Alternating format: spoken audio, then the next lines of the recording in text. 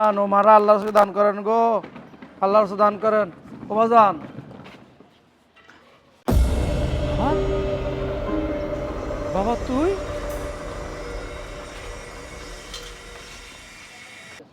বাবা তুই আইছিস বাবা? হ্যাঁ, তো তুমি এখানে কেন? তুমি এখানে কি করতেছো?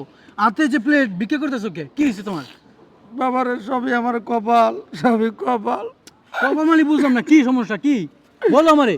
তুই আমার রাইকে প্রমাণ চলে গেছস। তোর বউ অন্য বেটাই না করে নষ্টামি করে, নষ্টামি করে। আমি বাধা দিয়ে দেখা আমার মাইরা দাইরা হাতে প্লেট ধরাই দিছে, লাঠি ধরাই দিছে।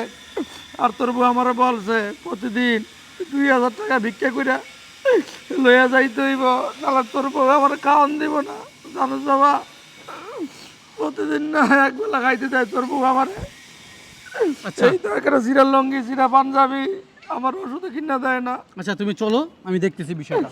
চলো চলো, দাঁড়ি ভালো, চলো চলো ধরো। আরে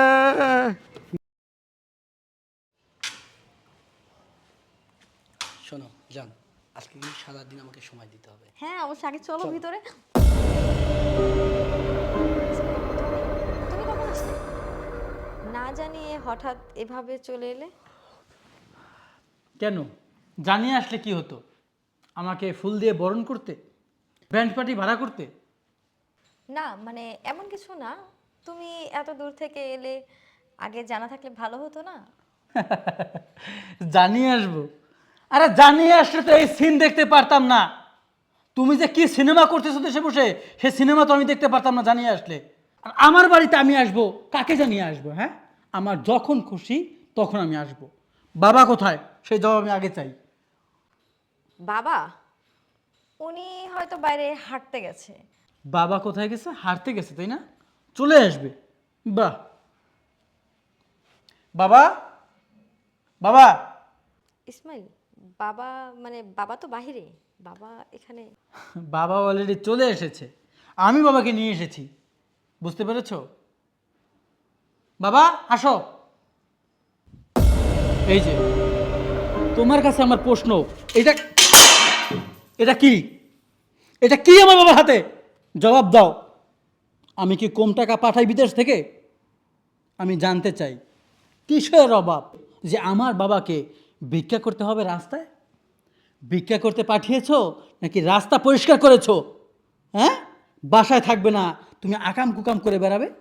তোমার সাহস কী করে হয়? তুমি একজন মুরব্বী মানুষকে, অসুস্থ মানুষকে তুমি তার রাস্তায় পাঠিয়েছো ভিক্ষা করতে? হ্যাঁ, বাবা কী হয়েছে তুমি বলো তো? তোমার মুখে শুনতে চাই, বলো। ওর মুখোশ তুমি খুলে দাও, কী হয়েছে আমার খুলে বলো। বাবা কি কমু, তোর তো কইছিলামই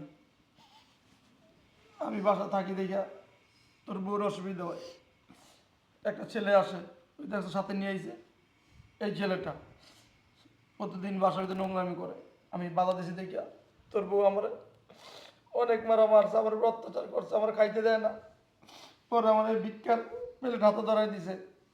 আমার বইলা দিছে তোর বউ প্রতিদিন 2000 টাকা করে বিক্রি করে আনতে হইব, নাহলে আমরা খাইতে দিব না। দেওয়াস আমার পুরান একটা পাঞ্জাবি, একটা লুঙ্গি। বাবারে আমার ঠিক মতো খাইতেও দেয় না, খাইতে দেয় না। আমার যে রুম দিয়ে গেছে ঘুমানোর জন্য, সেই রুমে আমার থাকতে দেয় না। আমি সিঁড়ির নিচে থাকি, ফ্লোরে শুয়ে থাকি, ফ্লোরে। বাবা আপনি এভাবে মিথ্যে কথা কেন বলছেন? আমি কখন আপনার সাথে এমন আচরণ করছি? আর আমি কেন আপনাকে ভিক্ষা করতে পাঠাবো? আর ও আমার ফ্রেন্ড হয়, আপনি ওকে জড়িয়ে আমাকে এভাবে নোংরা কথা কেন বলছেন? এই ছেলেকে সামনে পেয়ে এখন আমার নামে এরকম মিথ্যে অপবাদ দিচ্ছেন। এসব নাটক বন্ধ করেন। কি? আমার বাবা নাটক করে? হ্যাঁ, আমার বাবা নাটক করে? আরে নাটক তো করিস তুই।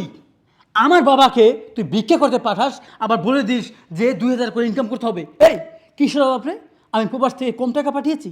মাথার ঘাম পায়ে ফেলে আজকে 10টি বছর ধরে প্রবাসে আমি রয়েছি, সেখান থেকে টাকা পাঠাচ্ছি। আমার বাবাকে কেন ভিক্ষা করতে হবে?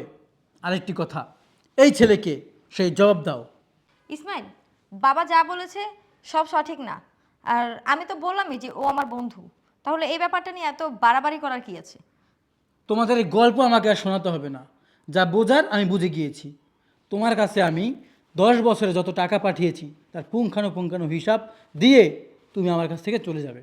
বুঝতে পেরেছো? তোমার মতো মেয়ের আমার সাথে থাকার কোনো দরকার নেই। তুমি এতটুকু চিন্তা করোনি একটা মানুষ 10টা বছর প্রবাসে রয়েছে, মাথার ঘাম পায়ে ফেলে সে টাকা ইনকাম করতেছে, প্রতিটা টাকার কত মূল্য তুমি জানো? তুমি সেই টাকা অন্যায়ভাবে ব্যবহার করছো, বিভিন্ন পয়পুরের সাথে তুমি সেই টাকা অপব্যবহার করছো। হ্যাঁ, তুমি একবার ভাবো নাই যে প্রবাসীদের কষ্টটা কত? একবার ভেবেছো প্রবাসী যারা থাকে তাদের কষ্ট কত? মাথার ঘাম পায়ে ফেলে প্রতিটা সময় প্রতিটা মুহূর্ত আত্মীয় স্বজন সব কিছু দেশে রেখে তারা বিদেশে বসে পরিশ্রম করে টাকা ইনকাম করে, আর সেই টাকায় তোমরা মজমাস্তি করে বেড়াও। এবং আমি প্রবাসে রয়েছি, আমি পরিশ্রম করে টাকা ইনকাম করি, সেখানে আমার বাবাকে তুমি কষ্টে রেখেছো। আমার আর কিছু বোঝার বাকি নেই, যা বোঝার সব কিছু হয়ে গিয়েছে। আমি তোমাকে শেষবারের মতো বলছি, আমি 10 বছরে যত টাকা পয়সা ইনকাম করেছি তার পুঙ্খানো হিসাব দিয়ে তুমি এখন এই মুহূর্তে আমার বাড়ি থেকে বের হয়ে যাবে। বুঝতে পেরেছো? কি বলতেছো? এত টাকা পয়সা এখন আমি কোথায় পাবো? আমার কাছে কোনো টাকা পয়সা নেই, আমি তো সব খরচ করে ফেলছি। আমি প্রবাস থেকে টাকা ইনকাম করেছি, সেই টাকা তুমি খরচ করে ফেলেছো বিভিন্ন পয়পুরের সাথে সম্পর্ক করে, তাদের সাথে সময় কাটিয়ে সব টাকা শেষ করে ফেলেছো। আর তুমি কি করেছো? আমার বাবাকে ভিক্ষে করিয়েছো না? আর এখন বলতেছো তুমি টাকা খরচ করে ফেলেছো। বাহ!